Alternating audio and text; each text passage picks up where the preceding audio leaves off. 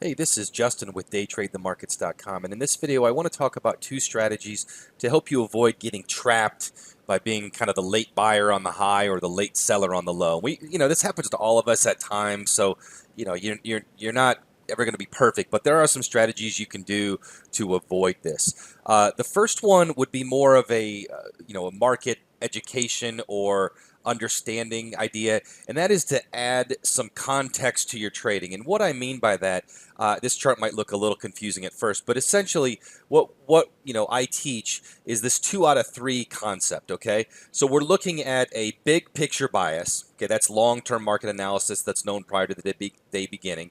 We're also looking at what I call zone evidence, which is a kind of my take on support and resistance. It's an intermediate term market analysis.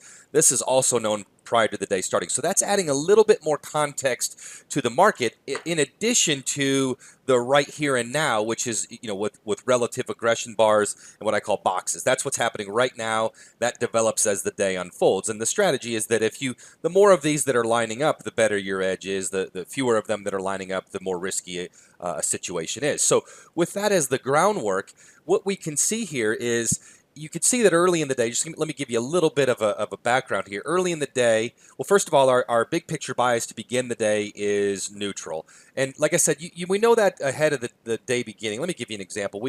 I created what's called a daily market assistant. So if we click on, March of this year, and then I'll just go down to the ES. The main important thing is this last paragraph here. It says that our bias is neutral. And here's a bunch of levels we can watch, but the most pressing ones are going to be in this paragraph. So we want to watch this area for resistance. We want to watch this area for potential support. If we break above or below, then we can look at the next one down. But those are the most nearby ones. So heading into the day, we know this zone up here. We know this zone down here. Okay, so our big picture bias is neutral. This is expected support down here. This is expected resistance up here. I don't have the whole thing top showing, but that's expected resistance. Okay, now once the day unfolds, we have, we're right between the zones and we're neutral. So it's not a lot to work with. The first structure we get about right there is what we call a buying box. That tells us that the buyers are basically throwing a punch. They're trying to move this thing higher. And our expectation would be that if the low of this buying box is tested, it should hold. And that if buyers are strong, the high of it might hold as well, but if buyers are strong, they should be able to break above this box.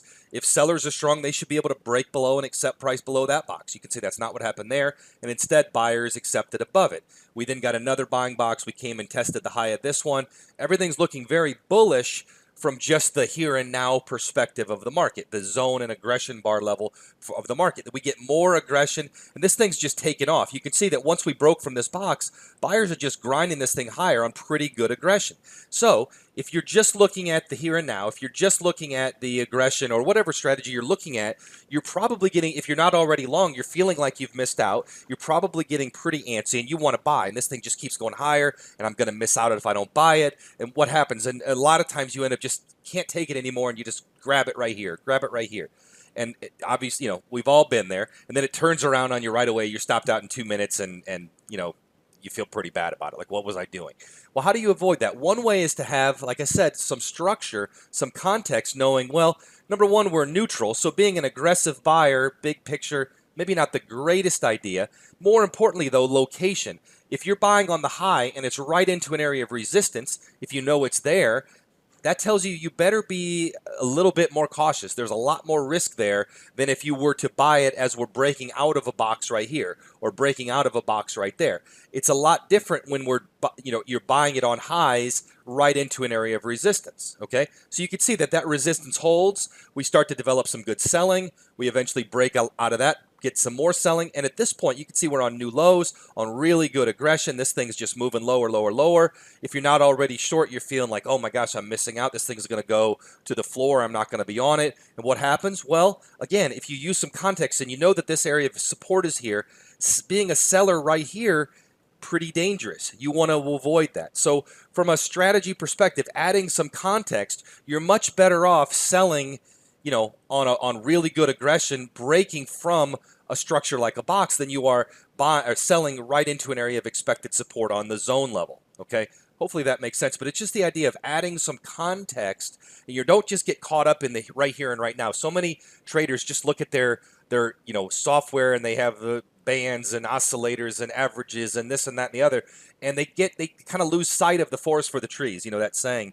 You want to have the context, and that's why looking at this 2 out of 3 concept really makes sense. And I can give some other examples of 2 out of 3 or 3 out of 3 trades, but for now I just want to talk about how to avoid getting trapped. So that's the context side or the strategy side. The second strategy is more of a mental one, and it's avoiding the old FOMO, or the fear of missing out.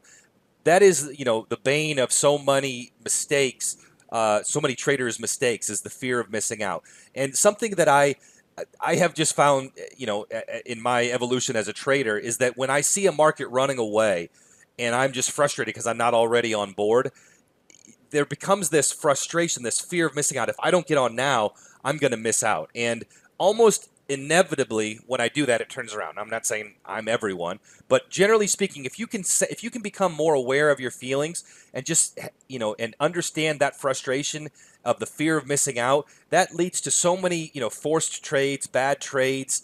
That it's just something I want to be you want to be aware of. The fear of missing out is, if you can become more aware of that, and you can try to avoid that, and just try to plan ahead. Wait for the price to come to you as opposed to chasing it, and certainly avoid chasing it right into an area of resistance or right into an area of support. So hopefully that helps a bit. If you have any questions, let me know, and we will talk soon. Thanks a lot.